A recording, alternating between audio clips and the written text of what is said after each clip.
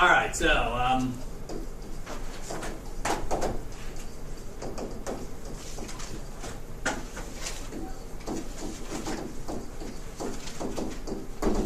perishables. How to set price. So first off, what does perishable mean? That's stuff that go bad. Stuff that can expire or go bad, exactly, right? So we definitely can understand things that are going to be that way, right? Because, you know, you've gone to stores before and looked at the produce and said, am I going to go for this or not, right? So, note that I am going to present this to you in a slightly different way than the textbook is, okay? So the book kind of gives you this very, very, very formula-driven thing, and I am instead going to give you something that's a little bit more in what I consider to be an intuitive way of looking at it, okay? So, bear with me a little bit as we get to it, but realize that it's also going to be very different than the way the book does it, all right? So, if you read the textbook about this section, please realize that, yes, I'm giving it a different spin. It's not overly different, but it's enough different that you'll probably notice when you get there, all right? All right, so, first step before we get to the steps, all right? Let's suppose that I have 10 cats and need to make $125 selling them.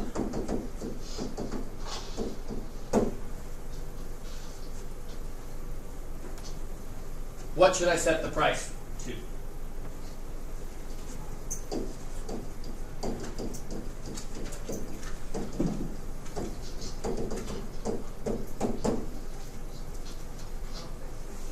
Why? So what did you do to figure it out? Yeah, you said, oh, okay, take the amount of money that I need, divide by the items, and that'll give me the cost per item or the price per item that I need, right? And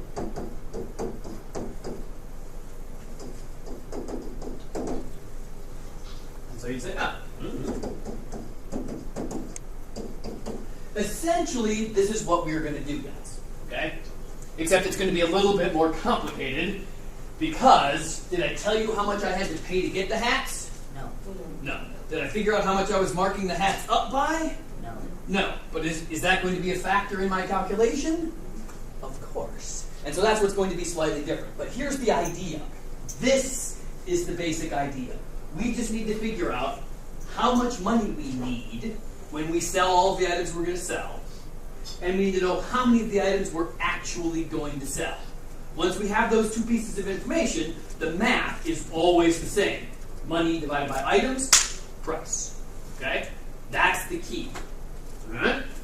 So the trick for us is basically how do we figure out how to calculate how much money we need, and how do we figure out how to calculate how many items we're actually going to sell. Okay? Now, ideally, folks, in the dream world, when you buy something, you will always immediately sell it, right?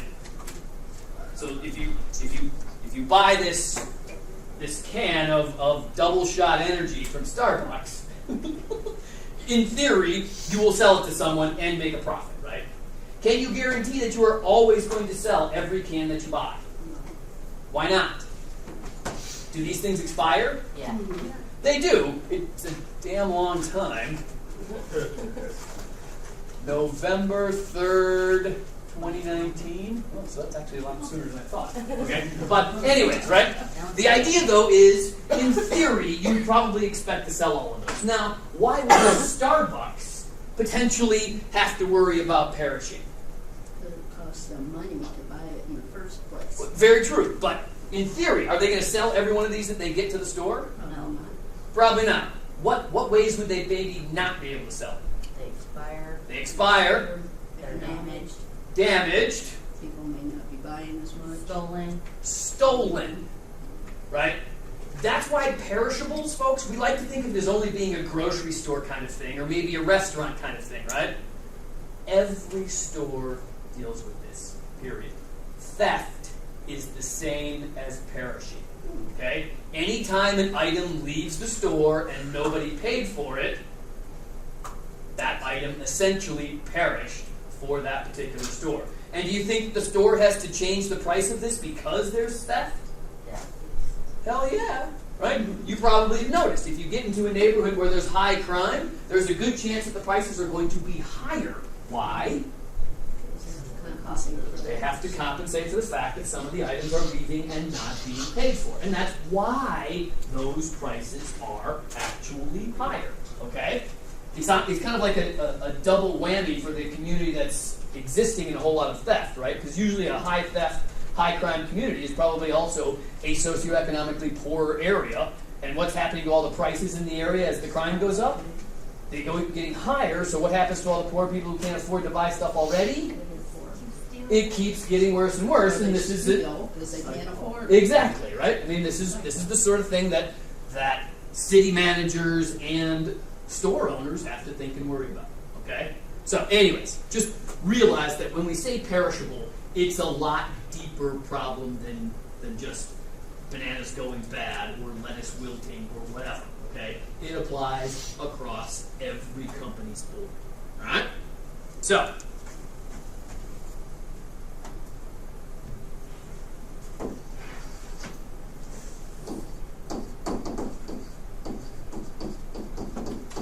So this is going to be a 3-step process, folks. And essentially, it's the same 3 steps that we did up here. It's just that all of those steps were really, really, really simple. Okay? Our first step is figure out how much money we need. Now, how did you know how much money you needed in this first problem we did? It told us. Yeah, I flat out told you, said you need $125. Do you think it's going to be that easy in the real world? No, sorry. Okay? So, step 1 is find out how much money we need from selling as much as we can. We would like to think that we're going to sell everything, but we have gotten to that stage of our lives where we all know that's not going to happen, right? It's just not, right? Sometimes it will, but that's very rare. All right. What is the very first thing you always do when you run a business, folks? So this is one of those sort of things that we often forget about when we're working in a business. So if you guys decide that you're going to start, say, a restaurant, right? And suppose you're just going to sort of be a traditional, Midwestern, Wisconsin-y type company, you're probably going to have fish fries for sale and whatnot, right? In order for you to make a fish fry, what do you have to do first? Buy the fish. Buy the fish. And the very first thing that you should do when setting the price of that fish fry is make sure that it's more than whatever you paid for it. Okay? So please note,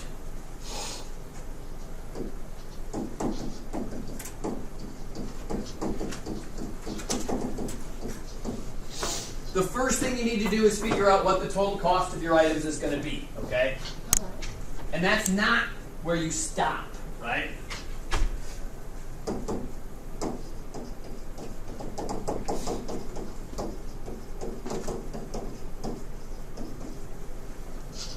Right, so you need to make up your cost first. In other words, pay yourself back first, and then make sure that you add however much profit that you want, okay? That's the money. And note that profit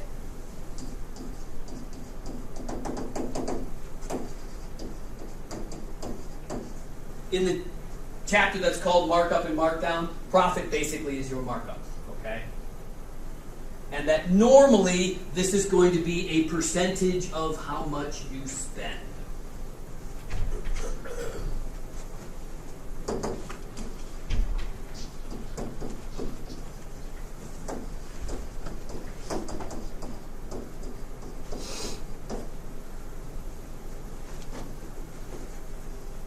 So cost plus profit. Okay, so just realize that calculating the money is really kind of a two-step process.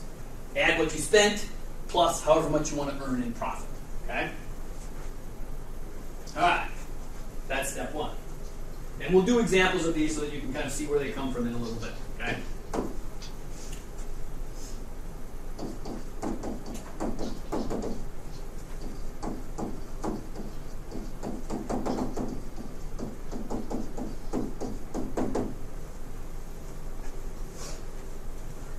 So the second step is calculate the number of items you sell. Now in our first example, folks, how many items were we going to sell? Because we assumed we were going to sell all of them, right? Is that going to happen in the real world? No? Okay, so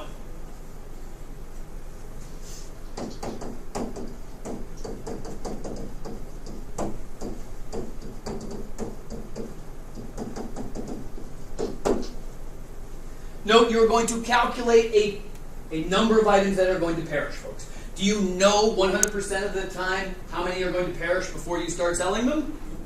No, but do you have probably a pretty good guess? Yes, and that tends to be the way it works, okay? And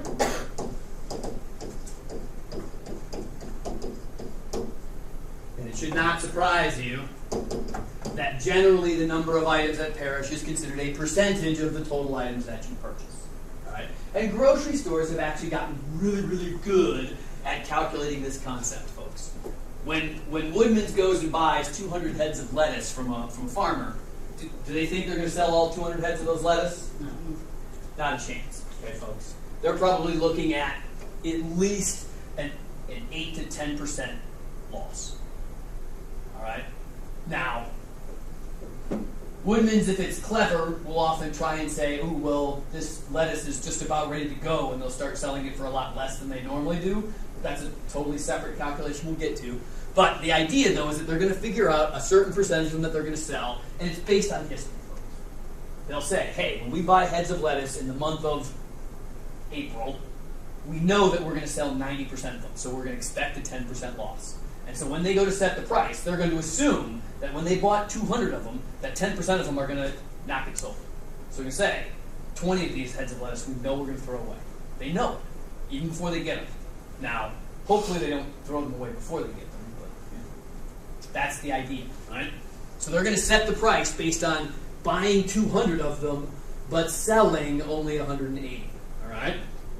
So the idea then is that you take the difference between those two, and that's how many you're going to sell. You now know how much money you need, how many items you sell. What's the last step?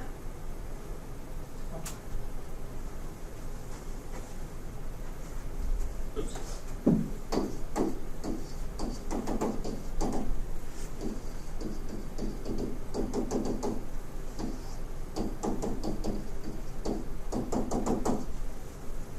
Just basically divide however much money you needed, cost plus profit, divided by the number of items you're going to sell, which is total minus the perished percentage. And that's really all there is to it, okay? And it's as simple as thinking about that first example of, I'm going to sell 10 hats and I need $125. There you go. All right? It's just there's going to be a little bit more work involved. All right, so should we do one? Okay. So, the best examples of these, of course, are you get to run a bake sale, okay?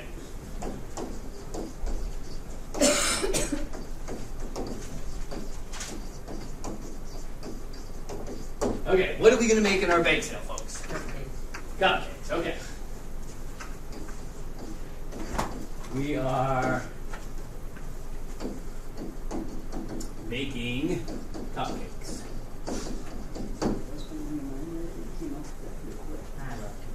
Okay, now, how many cupcakes are we going to make, folks? Okay. We are making 100 cupcakes. How much does it cost to make a cupcake on average? 50 cents a Okay. And it costs 50 cents to make that cupcake. And note, folks, that this includes everything, okay? This includes the ingredients, this includes your time, this includes the energy you spend cooking it, it includes you having to buy the little crinkly paper things that you put it in, you know, that kind of crap, whatever it is, whatever you call those things. What do you call those things? What? Liners. Liners? Oh, okay, interesting. All right. So, anyways, now, what kind of profit do we want to make, folks? How much should we mark up? Remember that profit is always a percentage of the amount of money that you spend. Okay? So, we want to make a profit of, how greedy should we be, folks? 50%. Okay. Of 250% of on cost. And what that means, folks, is that our markup will be a percentage of how much money we spend. And that is very common in the business world, folks, right? Because the standard saying is the more you spend, the more you make, right? And so if you need to make more, folks, generally you need to spend more. And again, this is kind of why businesses, once they get going, they get going, right? And that this is why it's hard for people like us as individuals to get into that kind of setting, because do we have a whole lot of money to spend? Well, of course not, right? So in order to compete with companies that can spend, we can't, right? In order for us to make profits, these numbers usually need to be even bigger, and it's just that much harder. Now, folks, how much difficulty are we going to have with our cupcakes? What percent do you think we're going to lose? 8%? Okay, so we expect an 8% loss of cupcakes. And that means that we accidentally burned a batch, or when we went to frost them, we accidentally pierced the cupcake, or as we went to frost it, it accidentally fell and landed in our mouths, on the floor. And for those of you who have kids in your household and you're making cupcakes, you might need to raise that number a little bit higher, right? Because, or if you have dogs that can reach the counter, right? And you have to build those things into your calculations, right? Hopefully, if you were running a business, your kids wouldn't be running around inside of it, nor your dogs. But if you're doing this from home, maybe you need to say 12% because it's more reasonable, right? Again, that's the idea. We have now set the table, folks. You can now calculate what price you should set those cupcakes so that you can make the profit that you're looking to make. Okay? All right, so let's do our steps. What price should we set?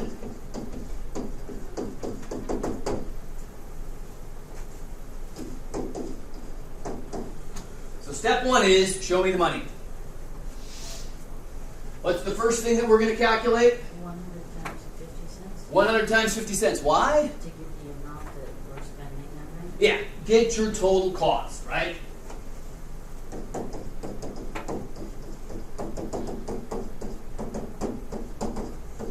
So how much money did we spend to make our cupcakes? $50, right? Remember, you do not lose money at a bake sale. Always pay yourself back. That's not you stealing from the profit, folks. That's just making sure that you didn't spend money to do things voluntarily that you shouldn't have spent, right? That's a very common practice that I want you guys to make sure that you do, right? Now, what else do we need other than just cost? No, we're still in money. What else do we need with money? Profit.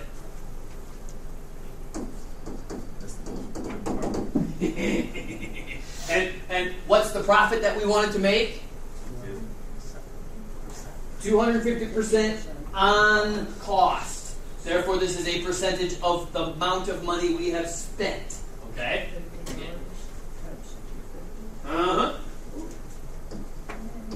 So 250% of $50, or 250%, 2.5 of is times $50. How much profit do we need to make? $125. So we're looking to make $125 in this bake sale, okay? That's a reasonable amount of money to make in a bake sale, because again, more than likely you're going to donate this to, pick your favorite charity, right? Church, local food pantry, and again, it might be children's college fund, whatever, right? Your own college fund. Whichever one you need it for most, right? So don't forget that this $125 is not the amount of money you need to make, right? It's cost plus profit, right? So how much money do I really need to make from selling my cookies? 175. Yeah. I really need $175 from selling all of my cupcakes, right? And this is very much so what a business does to determine what price to set. Anything it's going to sell, right? It goes through this for every single item. And some items will have higher percentages of perishment. Others will also have higher percentages of markup based on how much demand there is for them, right? I mean, these sorts of things are fluid from item to item, all right? But the process is basically the same for every single one of them, right? Items. How many items are we making? 100. 100. How many of them are going to perish? 8%. 8%. What's a quick way to figure out how many are going to be left?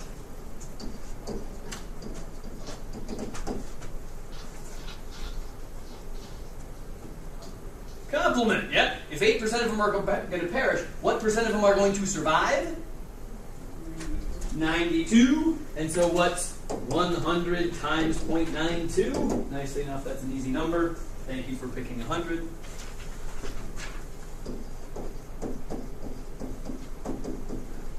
So we're expecting that of those 100 cupcakes we made, we're going to sell 92 of them, right? We're going to either have to throw away or eat the other 8. It cuts into your profit. The nice part about it is that technically it doesn't cut into our profit, right? Every cupcake we eat doesn't cut into our profit, it just makes the price go up. Okay? We fix the profit at $125, right? And so if we have more cupcakes fail, we're not going to make less money, we're just going to charge more to our customers, right? And this is again how businesses tend to work, right?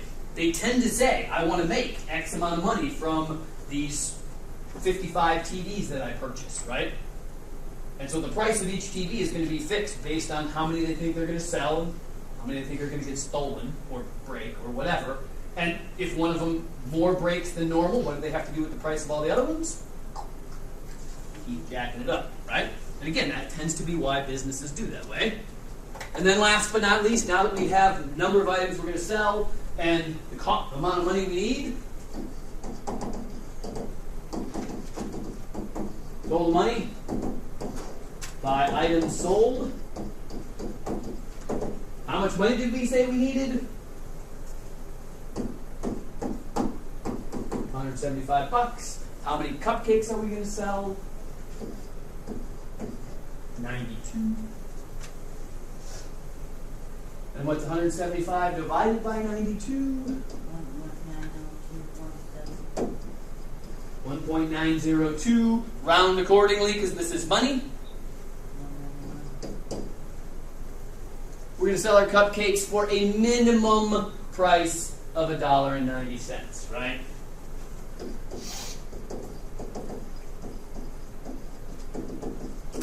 Probably, if this is a true bake sale, what are we really going to set the price of our cupcakes to?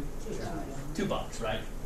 Because then we will make maybe a little bit more profit than we were expecting, and we'll hedge a little bit. And if we have a couple of extra that don't get sold, we can make up for the difference by having a slightly higher price. All right? But this is a standard process for every item that you sell. Think about going into a grocery store, folks, and how many different items they sell.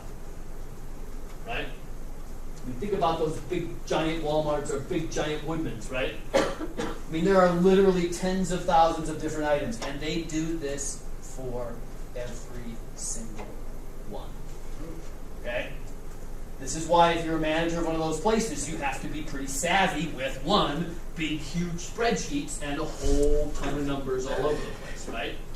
And this is the sort of thing you want to update regularly, right? So if you start selling lettuce, right, and you start noticing that you said your percentage of perishing is like 8%, and for like 3 or 4 months your perish percent goes up to say 10 or 12%, what do you need to start doing? Adjusting your perish percentage so that you can start setting the price of your heads of lettuce up a penny or two to make up that difference, right? And again, this is a continual process, always. And again, it also comes down to things that happen out there in the real world, right? So when there was a big, huge run on romaine lettuce giving everybody the trots, what happened to the sale of romaine lettuce? Plummeted. Yeah, it plummeted, right? So again, this is where these are the sorts of things you have to be on top of if you're a store owner that's selling something, right? I mean, you have to start watching, and you have to be careful.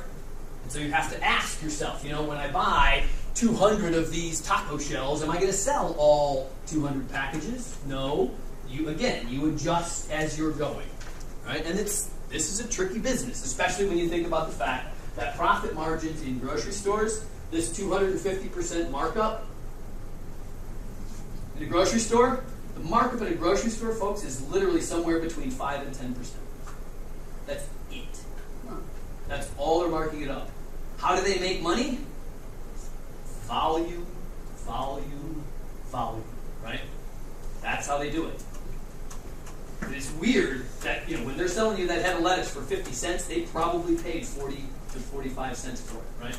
You're only making a dime to a nickel, right? But if they sell 6,000 of those heads of lettuce, it starts to add up really fast, right? So again, this is just a fun game to play, and it's also the kind of game that you don't think is that complicated, but once you start digging in, you're like, okay, yeah, this is the game. Once you start playing, you play forever. The game that never ends. Yeah, I mean, honestly, if you're a really, really good store owner or a really, really good restaurant owner, in theory, you would want your prices to not be on a menu, but to be on a chalkboard, right?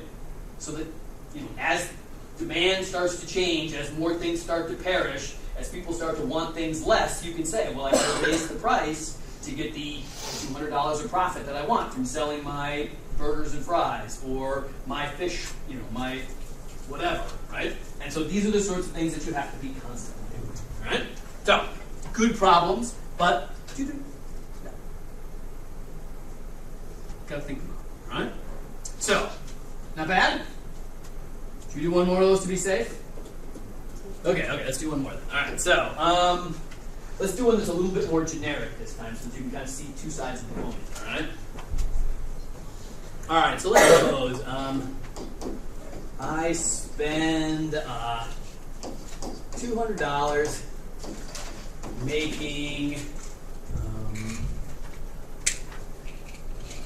let's say I make 350 cookies. So these are not just generic, chocolate chip cookies. These are like, cut out cookies with frosting and all other kind of business, all right? I want a profit of, let's say, keep it 75% on cost.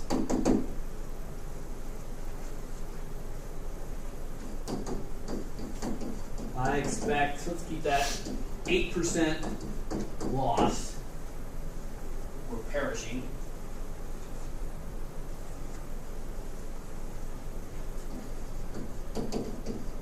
What's my price?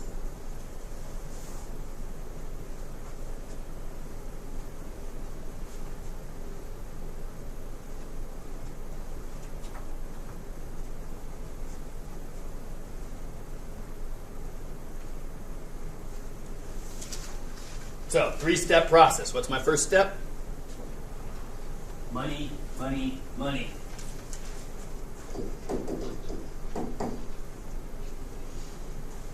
First off, how much money did I spend? Okay, good.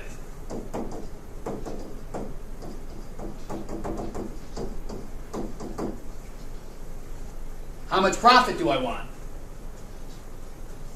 75%.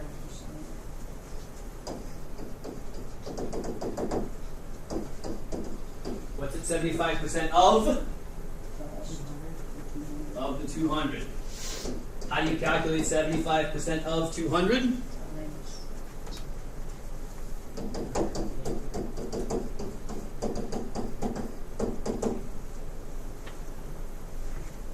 Again, what do I do with those numbers? Yeah.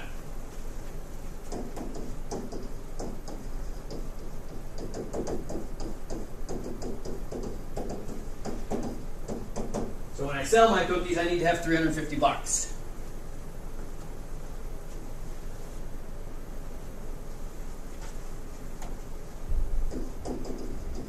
What do I do in step 2? Times 0.08, 350.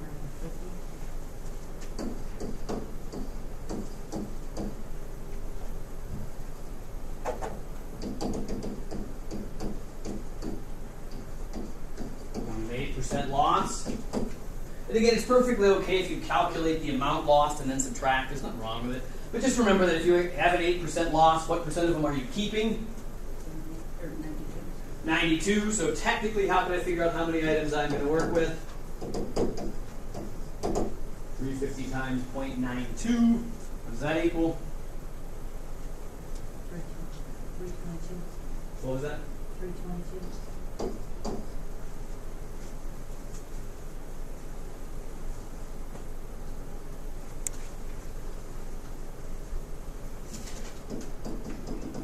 I now have how many cookies I'm going to sell and how much money do I need. Last thing I need to do?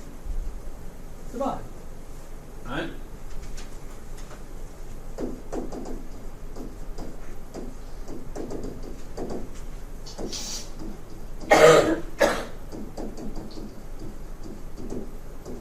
I need $350. I'm going to sell 322 cookies.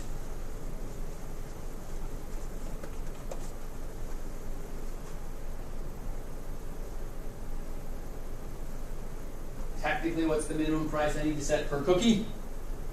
$1.09. 109.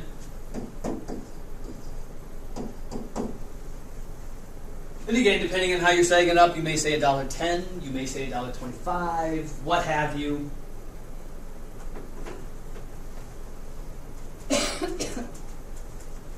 Note that when you're working in restaurants and stuff where you have to charge tax on things, setting a price for $1.09 is not necessarily a bad thing. Right? When you're running a bake sale, $1.09 is utterly, completely stupid. But you know, We're just going to raise that. yeah. Maybe just $1.25, right? So at least you deal with 25 cents instead of not dimes and nickels. Kind of depends on how comfortable you feel. But that's the idea. And again, remember that perishables can be stuff that either goes bad or gets stolen. Okay? That's part of the calculation. Not bad? Alright, so.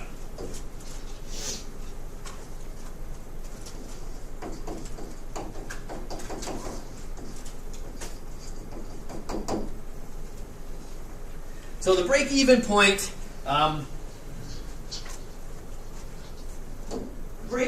folks, is more along the lines of a big picture analysis.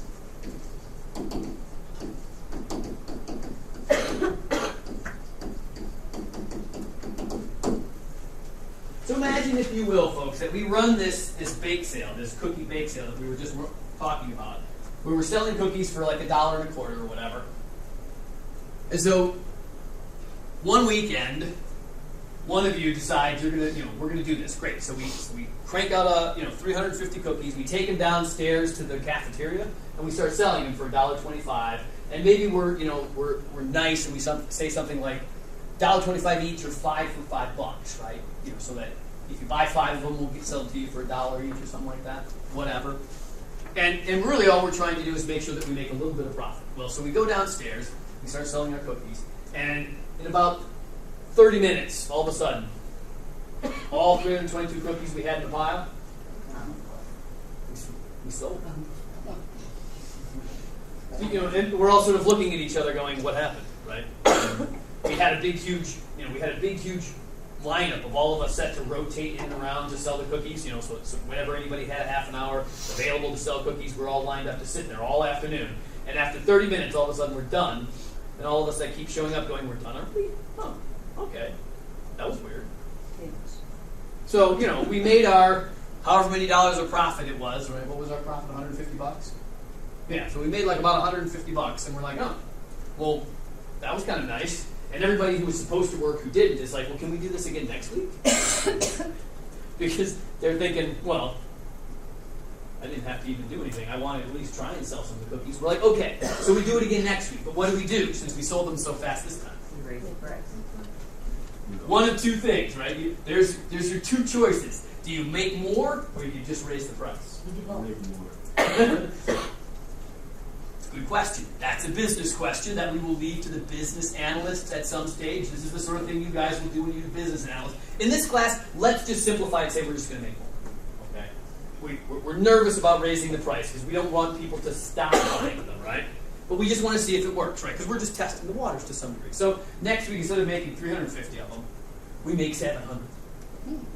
Why such a big jump? Why not like 450?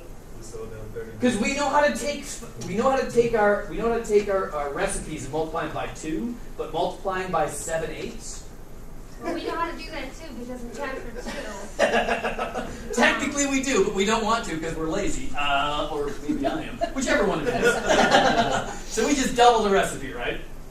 Okay, whatever. And again, whoever's making the cookies, we're thanking them profusely, right? And again, making sure that they get their money back every time, right? Really want to save time, you just buy pre-made. No, but you know those are not good enough. You know those are not good enough because these are definitely And they're made. going to cost more because they already have markup and all Yeah. We have to mark up on the markup. They're going to cut it. We don't want that, right? We want to be able to just... So anyways, we go through it again, right? We make 700 cookies. We got, 650 of them we're going to try to sell. However many worked out, right?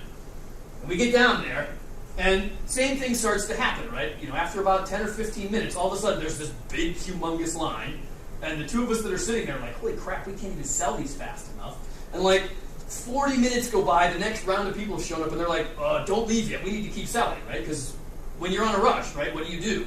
Stay. Yeah, And so 40 minutes go by, but still, every cookie's going, right? And everybody's going, are you going to do this again next week? And... I won't ask whoever's making the cookies what they put in it because that's none of my business, right? I'm just the business owner. I'm not the ingredient checklist person. If they're using special ingredients, that's their business. I don't want to know about it, right? So, anyways, we do this a couple of weeks in a row. We keep, maybe next time we don't jack it up a double, but we keep going. And what happens every week is that we literally are making money, guys. I mean, let's suppose that in 3 or 4 weeks, all of a sudden this $150 has turned into $2,000. What do we Well, I do? say we drop out of college and just start selling freaking cookies. Exactly. We start making a business, right? So we start trying it out. We're like, okay, let's see if this, for whatever reason, right? Whoever has got the magic recipe, we don't know who it is at this stage, honestly. One of you can confess at some stage, but. We start making cookies and we start creating a company. We actually create a company. We start renting space. We start making thousands of cookies a week. And again, it's one of those things where wherever we go to sell them, as soon as they've been there for a little bit, bam, they're just sold, right? And grocery stores are coming to ask us, hey, those cookies that you let us sell, can we have 5 times as many next time? 10 times as many the next time? Because, of course, they're marking up our markup, right? And selling it and making profit. And so they're like, okay. And so what do? We keep making more and more and more, and all of a sudden we realize that we're it's our full-time job, all of us. And our company's making hundreds, thousands of dollars, folks, right? Every week, right? And we're splitting it up, and we're thinking, oh, man, this is, what do you do when we've got the factory going 16 hours a day, right? We don't just have 1 8-hour line shift. We've now got 2. What do you do? We've been raising the price a little bit as we're going, but we're not trying to steal into our demand yet, right, folks? And we've only saturated the southern Wisconsin region, folks. Southern Open Central. another bakery. Yeah, open another bakery. Maybe we move over to Monroe, and the Monroe folks are going, yeah, come on, cookies, money, give us, come on, let's go, right? Monroe folks are already dying over there going, we don't have enough money, give us more, right? We're like, okay. So we throw a factory at them and say, you guys try it, see if it works in the Monroe region. And they see the same thing, right? The Monroe folks are like, wow, guys, this really does work. Holy crap, you know? And they start making thousands of dollars, and we're making thousands of dollars. But they want their cut. Well, of course. But the fact of the matter is that we've got this large company. Now, once you start making a large company, folks, what do you have to start doing?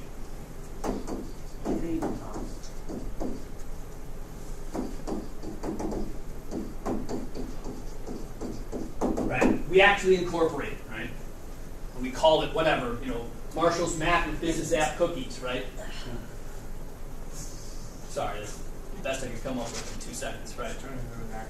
Yeah, exactly. It's Mappos or whatever, right? All right. But eventually, once you have a big enough company, folks, you have to start reporting to the Securities Exchange. You have to start doing quarterly reports. You have to start doing yearly reports. We need to start telling people this is what's happening in our business, right? Because eventually somebody's going to want to know at least a little bit about what's going on monetarily, all right? So when you are reporting at a company level,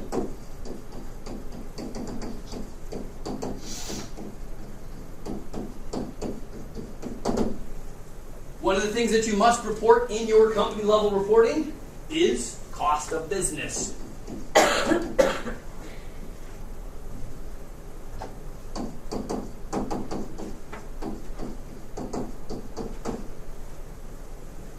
All right, now when you report on costs in the business, folks, we break it up into 2 categories. If you guys have had some business classes and gotten to this stage yet, I apologize, just bear with me. All right? There are 2 types of costs. There are fixed costs. Guess what fixed costs are? Ones that are the same each month. Bills. Or not, sorry, that's fair. Ones that don't change, like your rent or... There you go. Good. Fixed costs are costs that are not associated with how much you make. So it's fixed in that you're going to pay this amount every year or every month, no matter what, whether you have the thing on or you have it off, right? And if you have fixed costs, what are the other costs? Variable, right? Okay, so we're going to talk about some examples of both of them, so give yourself some space underneath, right? Variable costs. So what are examples of fixed costs? What are examples of things that you have to pay even if you make 0 cookies? Rent is a classic one, right? And you can think of it as either rent or mortgage, either one you like, right? Electricity. So there's definitely, how about we put it in one huge category? Utilities, right? What else? Employees, paying your employees. Insurance. Insurance, definitely, right? We'll talk about employees a little bit, but who else always has their hand in your pocket? Oh, Yeah, I see. government. No, not your spouse.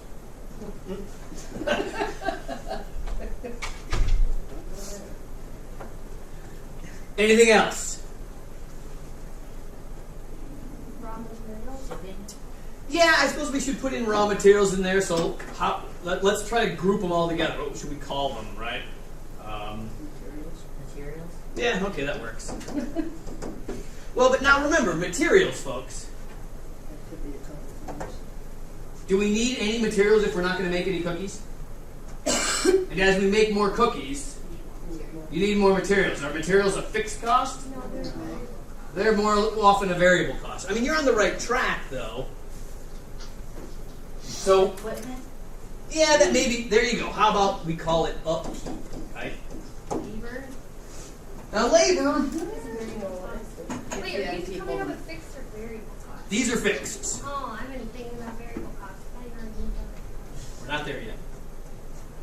I mean, that's a pretty good list to begin with, all right? I mean, it's not too terribly bad, right? But you can put some of your labor inside of here, folks. And what this is, Oh, business licenses listed.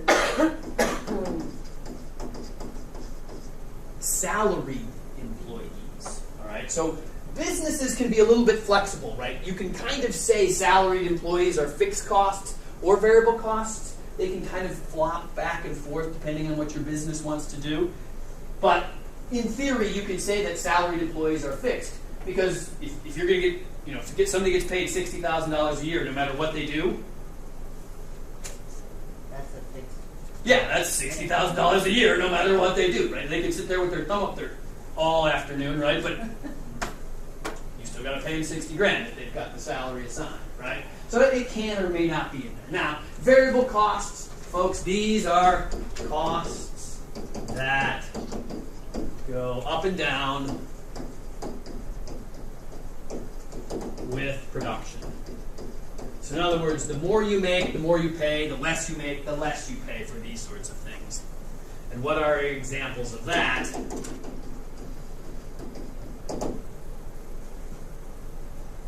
Labor. Yeah, so think of these as hourly employees. Material. The materials. Yeah, let's go with raw materials, right? Whatever we want to call those.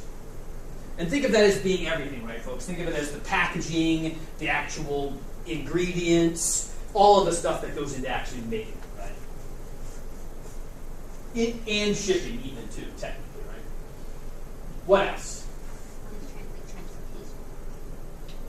You can think of that, I mean, we could throw it up there as a separate That would kind piece. of be under raw materials. Yeah, I kind of think of shipping as raw materials. It kind of depends on how you classify things. Again, this is the sort of thing you will spend a lot more time talking about in your business classes. They will beat you to death with this kind of crap. I'm just sort of giving you. Advertising. Yeah, okay, so there's something that might be in there. The more you make, the more you want to advertise. Again, that could be a fixed cost, though, right? I mean, you could decide that I'm going to spend $100,000 every year in advertising, no matter how many cookies I make, right? Yeah. So that one I mean, can. like if you were to categorize each one, like radio, television, that would be. I agree. Again, these can be very flexible, folks. Who has always got their hand in your pocket? Almost the same. Yes. Remember, you have to pay unemployment taxes and FICA taxes and uninsured taxes and safety taxes and et cetera, et cetera. I mean, all that crap is always there. What else do you have to pay more for the more employees you have? Insurance. Insurance. Right? Workers' comp, health insurance, life insurance, blah, blah, blah, blah, blah, blah. Upkeep could be variable because it's like What? upkeep could be a variable because like maintenance to a building. Maintenance, right? True. I mean, you might think that maintenance, the more you run, Like, think you about you can budget a set amount, but there's no saying. right. I mean, if your line is running 24 hours a day, it's going to need more maintenance than if it only runs 8 hours a day, right? So you could kind of say that it's in there, and that works likewise with utilities, right? Right. I mean, the more you run the factory, the more you got to have the lights on, the more you got to have the heat on or the air conditioning on, depending on what time of the year it is. That's that. And again, the idea is note how many things are in one category and the other. Very similar to it. Yeah, often very similar. Now, why do they do this, folks? Why? What's the difference? What's the point of this? You can kind of plan accordingly that you know this is what rent or mortgage is going to be, but maybe someone calls in sick or taxes Absolutely. go up or something. Exactly, things along those lines. But now, what do businesses do when they look at these two things? What do they think? How much Okay. do they have to make a profit after those? After Yeah. the- So fixed costs, folks, these are things that they have to spend, right? Variable costs, these are the sorts of things that are cutting into your profit margin. Okay? Your profit margin is how much money you make for every item that you sell. Okay, so when people talk profit margin, what they're talking about is if you sell the thing for $2 and it only costs you 10 cents to make it, you have a $1.90 profit margin. But if you're selling something for $2 and it costs you $1.50 to make it, your profit margin is only 50 cents, and now your business doesn't look as attractive. Okay? So the lower your variable costs, folks, the more a business looks profitable. No guarantee that it is, because it still has to make up fixed costs, but it looks more profitable. And businesses for the longest time have been playing this game to flop a little bit back and forth between these based on what they're trying to do. If a business wants to look profitable so someone will buy it, they will try and move as many of their costs in the fixed cost world as they can. Because lower variable costs means higher profit margin, and thus more likely to get purchased. That's so true. Because like my husband, for 6 months out of the year, he'll be an hourly employee, and he'll make like $70,000. And then, right before they go to sell, or they're going for an audit to recruit new investors, Sure. they put him on like a Salary, and yeah, say and he he's- stays on salary and makes like $4,000 a month for like 4 months, and as soon as they sell, they take him back off. And that's what they're doing, folks, is they're swapping his money back and forth between the two. And again, it can work the other direction, too. If you don't want someone to buy your business, if you want to look less profitable, you will actually try and make your variable costs higher. So it looks like your profit margin is only 50 cents an item, even though it's maybe closer to $1 or $2, but because you want to keep running the business. You don't want to get a hostile takeover and someone to come in and just basically buy you out, right? Again, you play both games, but those are the sorts of things that you're doing, all right? So anyways,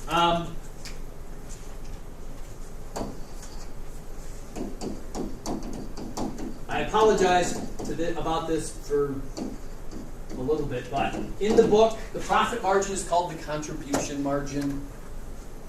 Different areas of businesses will call it different things. And so that I don't use a different word than what the textbook uses, I will call it the contribution margin.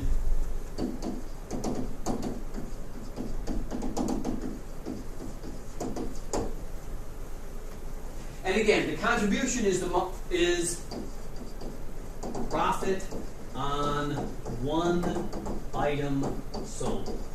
That's what the contribution or profit margin is. When you sell one item, how much profit do you make?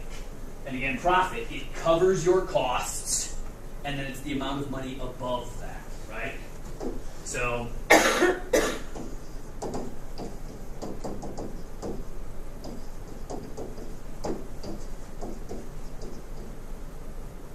average cost. Okay.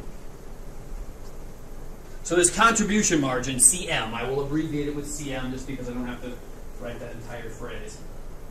It's just going to be the difference between what you sell the price of the item for and essentially the average cost to make it. Realize that different factories will have different cost levels. Right? So if you have a really big factory, the cost of making a cookie may be only 50 cents a cookie. But if you have a medium or a small size factory, maybe it costs you 60 cents to make a cookie, right? Because it's just smaller, so there's not as much scale that you're making. All right? And so on average, the cost to make a cookie may be whatever, 52 or 53 cents, but that's the idea. To figure out the contribution margin, you just take the difference between. Note, when you talk about contribution margin, folks, you have already covered all of your variable costs. Okay? So if you've covered all of your variable costs, what's left? Fixed. All that's what you need to do. Okay? So as you're selling things, the contribution margin is basically saying, I've covered all the variables, now I just need to make up the fixed cost. And that's where the break-even point comes from.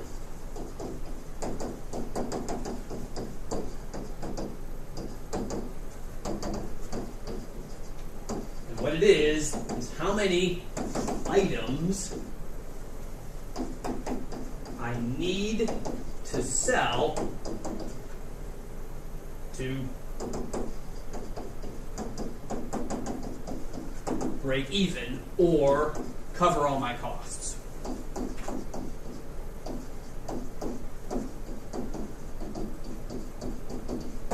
Note that the break-even point, folks, is an item number and not a dollar amount.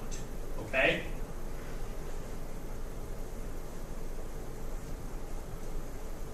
If our contribution margin is covering all of our variable costs, essentially, we know what the break-even dollar amount is. It's our fixed cost dollar amount, right? Whatever the fixed costs come out to be, every single contribution margin starts cutting into that number one at a time, okay? So,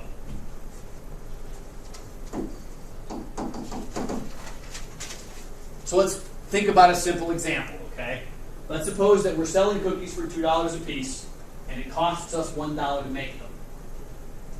If our fixed costs are $10,000. How many cookies do I need to sell to make that $10,000 back? Selling them for 2 costs me $1 to make them. Okay? So my variable costs are $1 per cookie. Selling them for 2. So how much money am I making per cookie? $1. I need to make up the $10,000 of fixed costs. Fixed cost times your,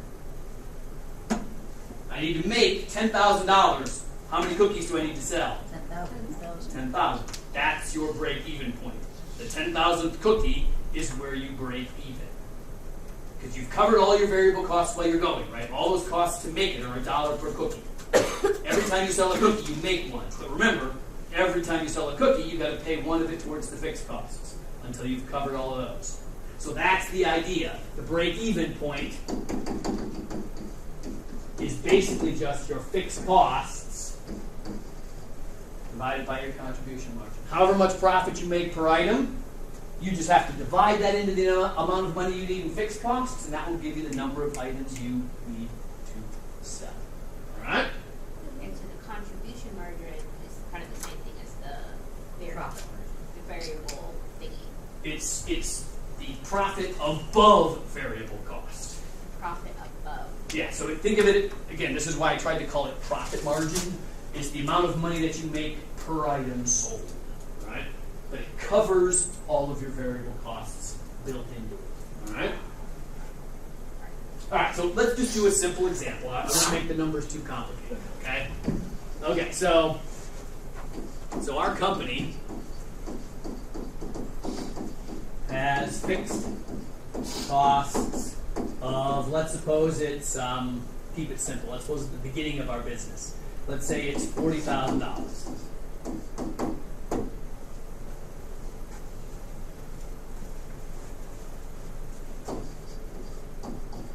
We sell our cookies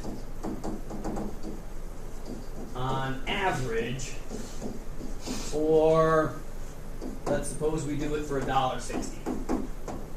So normally we're trying to sell them for $2, but then when we start packaging a bunch of them together, we give them a deal.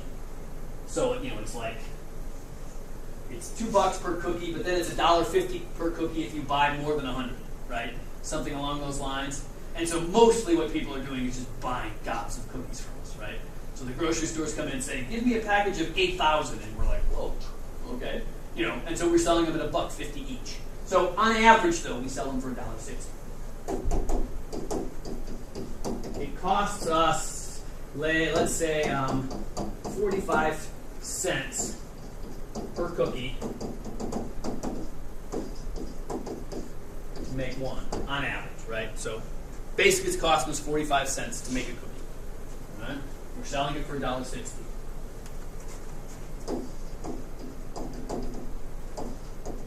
What is our break-even point?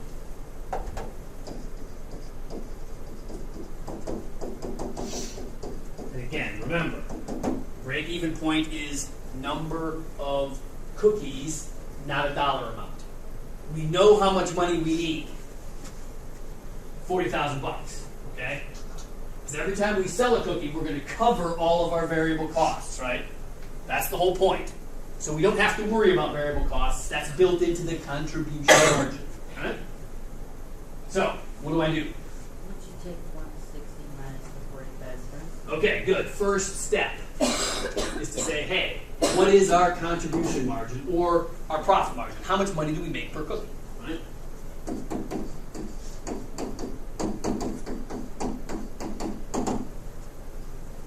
On average, we make $1.15 of profit per cookie. And we cover all of our costs: shipping, packaging, production, blah, blah, blah, blah, blah. We're making $1.15. So how many $1.15s do we have to sell before we get to 40,000? How do we figure that out? There you go. Take your fixed costs of $40,000, divide by the $1.15, Somebody give me a whole bunch of decimals if you don't mind. 34,782.6087. Okay. Please note that these represent cookies. Are we selling halves of cookies anywhere in this business? No. Heck no. Okay. So please note, folks, that the break-even point is the point where we are not losing money. Okay? You always round up when you have a decimal point. No matter what the decimal point is, you always round up to the next cookie. If you round down, you're still losing money, right? Because you won't have made it past that number. Okay? So if there's a decimal point up here, folks, you must round up. Always round this up to the next whole number.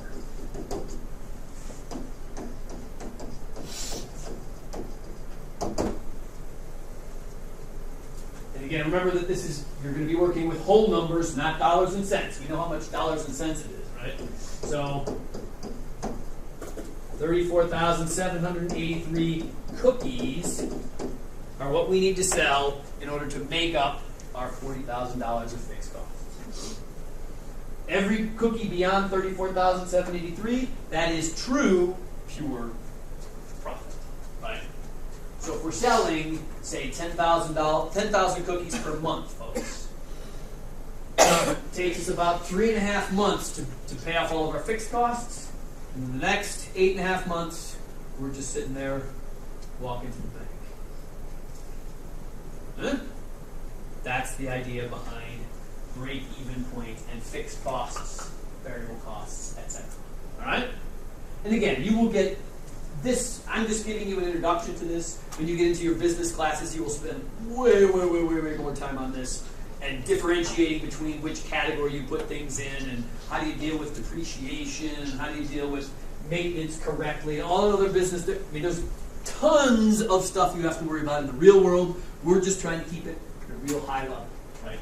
And really what I'm trying to get you guys to think about is how many items do I have to sell to cover every cost I have in the business. That's the idea. All right? All right. That's chapter 8. Okay?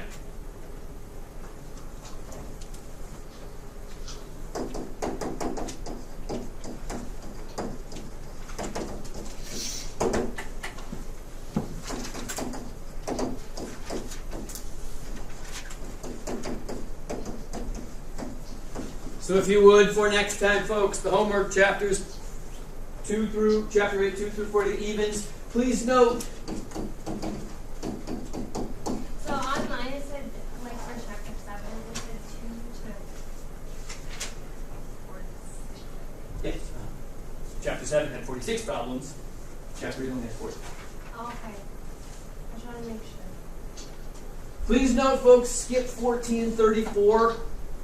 You can look at those problems if you would like. You're more than welcome to try and play around with them. There's a couple of formulas that the book will give you about those. Please note that I do not care about them, right? What these are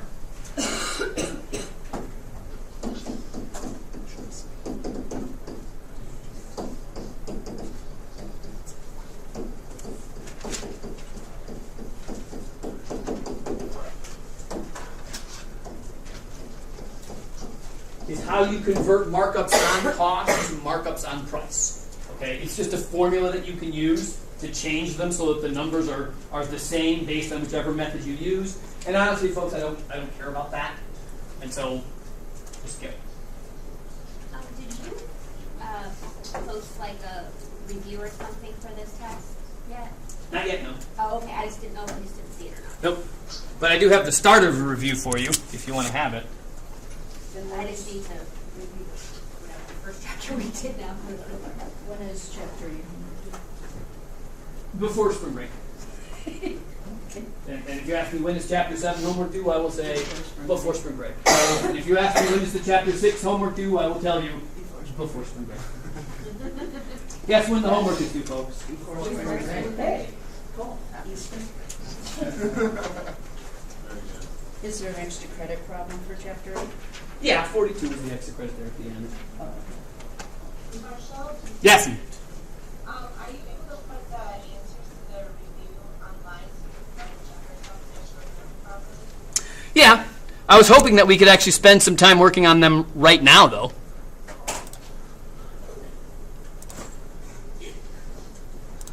And so that you wouldn't necessarily need them online, or you would have them online from our notes.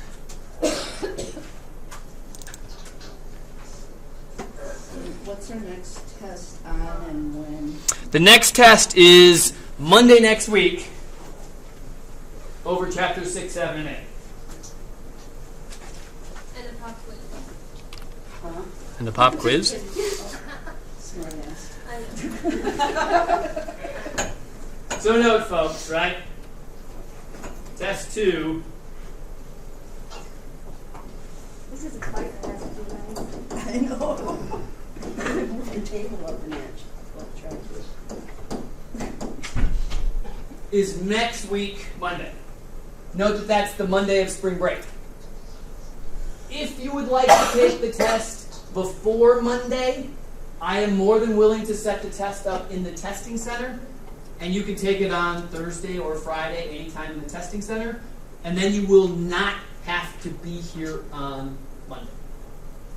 Okay? Are they still gonna let us do the note cards and Yep, everything? yep. You get a note card, you get a calculator, you get scratch paper. You know that conversion chart thing to Yeah. figure out like how many days we're in? Are we gonna have to do that kind of thing for the test? No. Okay. We'll do that next chapter. And there is a note card, what size and how many sides? Both sides, one of the small 3x5 inch note cards. Okay. And again, perfectly happy to have you write on both sides. That's perfectly okay. Yeah, because why wouldn't you? So you can have calculator,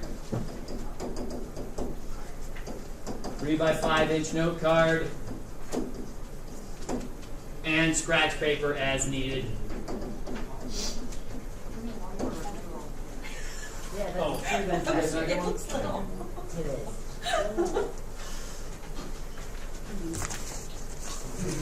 I thought I printed more than enough, but now I don't actually have an extra one. Zach, can you follow me to my office after we're done, and I'll give you another one? All right. As long as you can read that one. All right, so folks,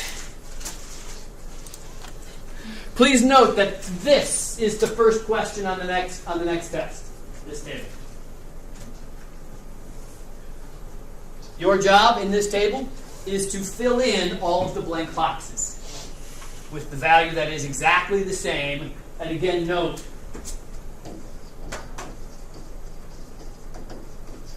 no rounding on any of these numbers. Okay? So it has to be exact. So, in other words, how do you write 4.25% as a decimal and as a fraction? How do you write 0.6 as a percent and a fraction? How do you take 8/9 and write it as a decimal and a percent? Right? So it's basically just doing the conversion stuff that we've been doing forever, back and forth with under 5 different cases. Are we doing that today or? Yeah, we're doing it right now. Okay. In fact, I you're was gonna doing the give you an first. answer, but I You're wasn't now sure. doing the first row, Allison. How do I do that first row? No, I am not going to take a. 4.25 for decimal.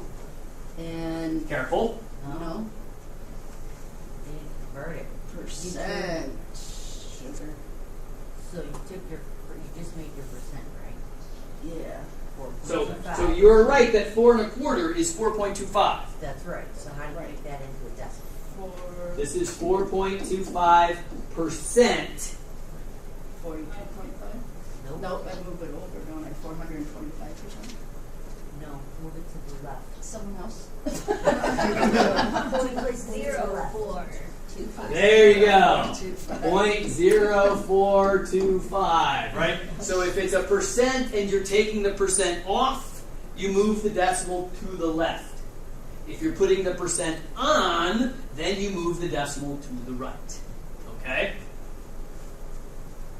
So that'd be 4 and 25 thousandths? No, because 4 would be in front of the decimal. 425 over 1,000. 425 over what? 10,000? Why 10,000, Allison? That's the decimal. stands for a zero? Well, there's 4 spaces after the decimal. Yep, 4 places after the decimal, so 4 zeros. Please, please, please, please. One of the other things that we'll say up here is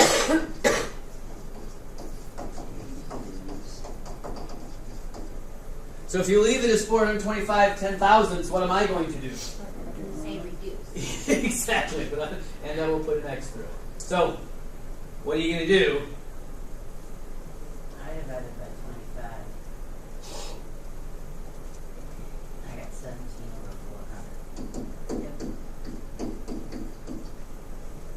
Again, folks, you get your calculator for 100% of the test.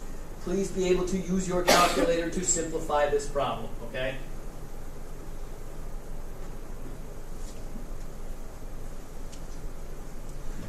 Please note, folks, that the most common mistake is to take 4.25% and just write it as 4.25 over here, okay? 20% of you are going to do that no matter what, even though I've told you right now not to. 20% of you will still do it, okay? I have been watching this statistically for 6 years. And I have tried a myriad of different ways to try and explain to people that they shouldn't just look at the percentage and see that there's a fraction, convert the fraction to be done. That's not enough, all right?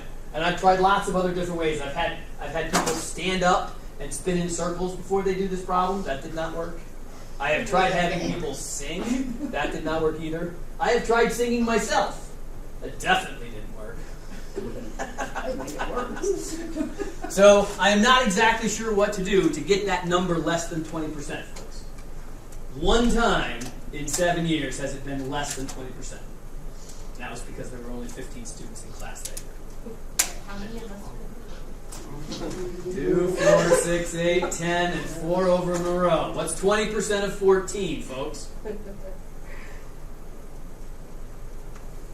Really 15, right? What's 20% of 15?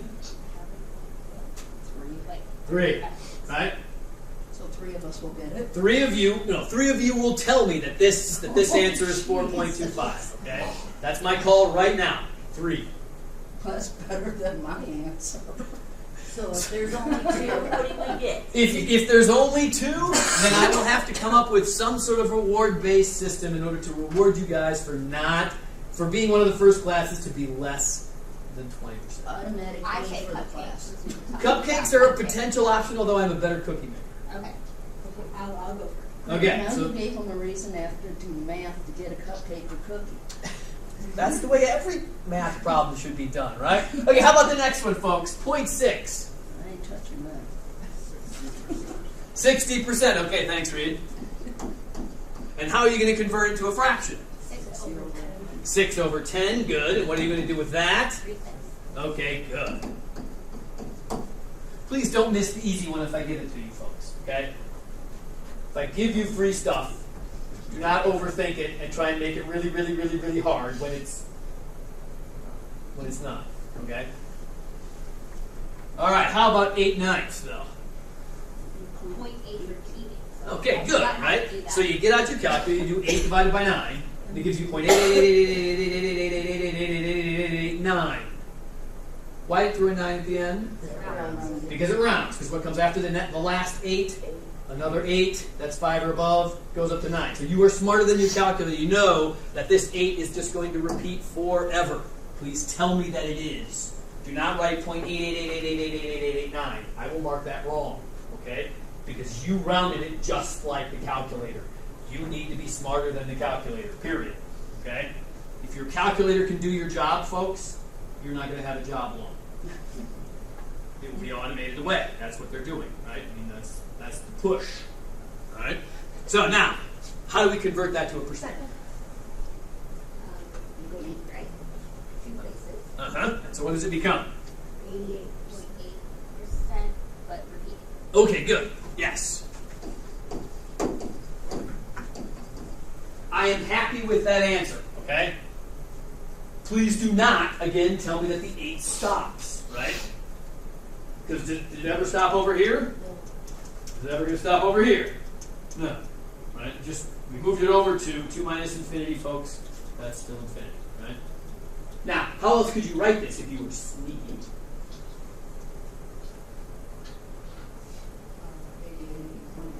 88 and 8/9. Why can you do that, Demetria? That's the same thing as Yeah, what is 0.8 repeating, folks? 8/9. So what can I do with the 0.8 repeating? Substitute it with the 8/9. Since those two things are equal, you can replace them at will, right? So the 0.8 repeating is the same as 8/9, so you can rewrite it as 88 and 8/9 if you wish. So is your decimal supposed to be 0.8 repeating or 0.88 repeating? Can Does be it either. matter? Nope. Okay. If you like to have two decimals always and you put them both down, it's okay. Oh. All right. How about 280%? 2.82. Okay, good. Do not be overzealous moving your decimal point, right? It always moves 2, no matter what. Okay? So here it is right now. Move it 2. 1, 2. That's where it stops. Don't tell me it's 0.28. How do you write 2.8 as a decimal? In a fraction. In a fraction. Oh, yeah, as a fraction. I don't know how to do it. 2 and 8 over 10, or 2 and 4/5. You are more than welcome to use improper fractions if you want.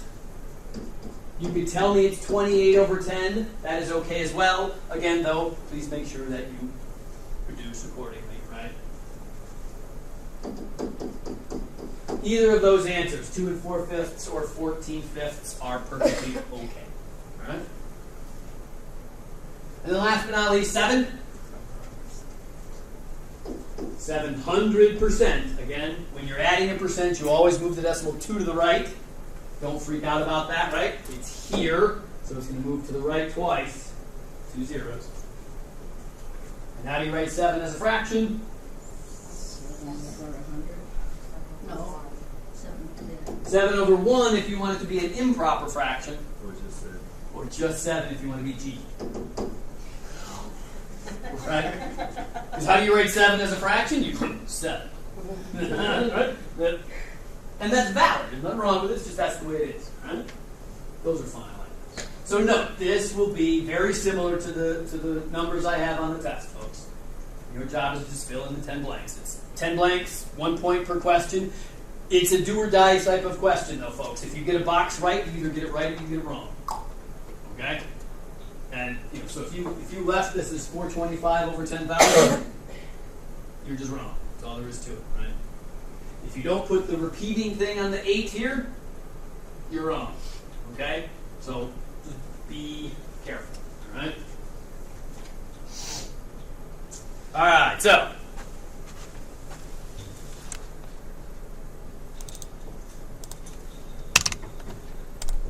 how about the next one?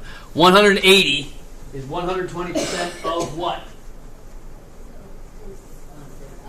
Equals percent over. And again, I assume you are going to have this ratio written down somewhere on your note card so that you remember it if you use that kind of thing. Technically, what do you fill in first? Is Percent. Do the percent first, always. That's the easiest number, right? And the percent always goes with the 100, right? Percent and the 100 are always tied together. And all you have to do is be careful with the is over the of. 180 over X. 180 over x. And again, the reason why, folks, is that the word that follows the word of, that's what goes into the of position, right? Of is one of those classic prepositions that always has the value right after it. So that, the what, goes into the of position, right? That's where your x goes. Now, how do you solve that? 180 times 100 divided by 120. Exactly. Cross multiply and divide. X equals 180 times 100 divided by 120. 150 equals X. Right? yeah, 150. You're at? It's 180 times 100 divided by 120. Yeah. What'd you say it was? 150. 150? Okay. I was like, Sorry, I thought I was hearing 50. Sorry. Alright. Again, not too bad, right? Note what I said up here, though. Did you need to round this to the hundredths? That was a trick question. Yes. Just note that I do that kind of stuff, okay? I will tell you to round something when you don't need to. Just don't freak out and think, oh my god, I did it wrong, so that I did something I need to round. Okay, don't weird out about that. Just, I know I did this right, it's 150, so what? I don't need to round to 100, it's just done. Alright? Alright, how about the next one? 81 is what percent of 55? Here it says round to hundredth of a percent. 81/55. We don't know what the percent is. The x goes with the 100.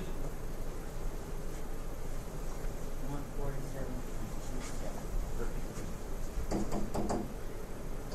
81 times 100, all over 55. And what'd you say you got? 147.27.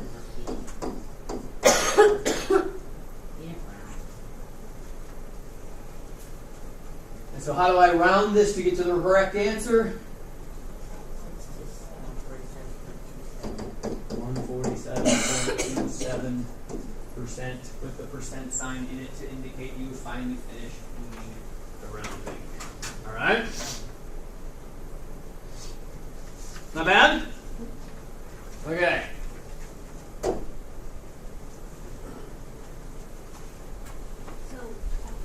Yes. and then the P equals VR. Mm-hmm. That's kind of interchangeable with the is over of. Yes. Equals the percentage. Okay. Yes, absolutely. PDR and is over of are exactly the same thing, just slightly different formulas. Is the is over up puts in percent? You have to put you have to change the PDR into a percent, right? Exactly. The R in PDR is a rate. The percent in is over of is a percent. Right? And that's what kind of why you differentiate the two. Is one of them uses rate, the other one uses percent. So if Jim put $2,000 down on his truck and he still owes 80% of the selling price, how much was the selling price?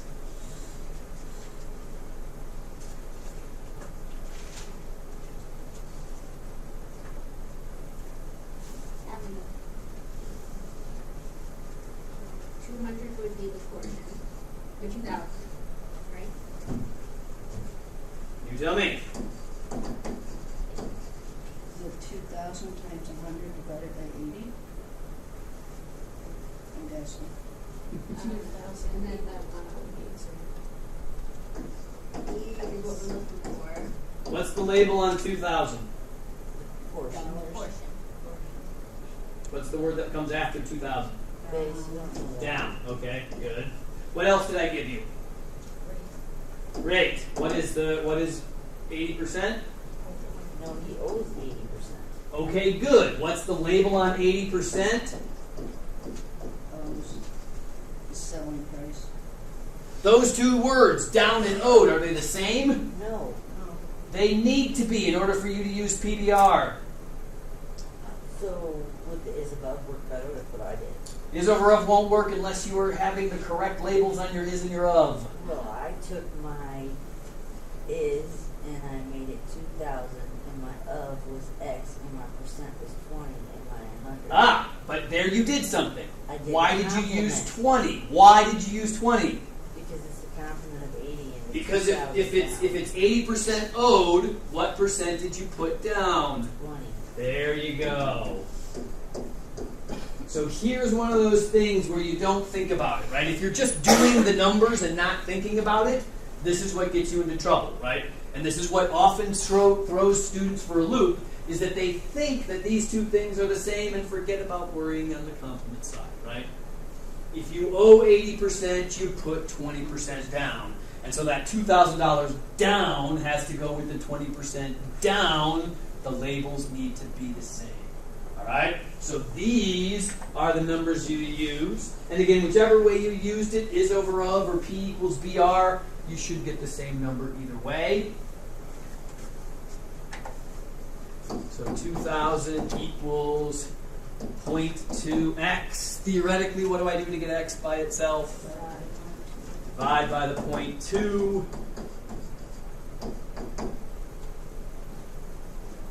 And so technically his truck was $10,000. Does that make sense, folks? Yeah, because what's 20% of 10,000? The $2,000 that he put down, right? So again, look for those sorts of things. Be careful. Don't just grab the numbers and go. Think about the labels that are associated to them, right?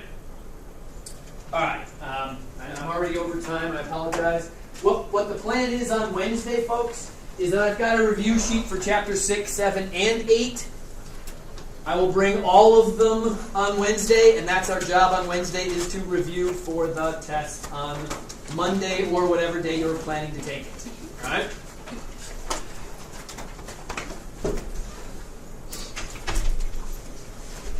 And again, just make sure, folks, that sometime before spring break, you get me all of the homework for this unit. Hopefully you've turned in at least one or two of them by now, but if you haven't, that's okay. I will try and be understanding.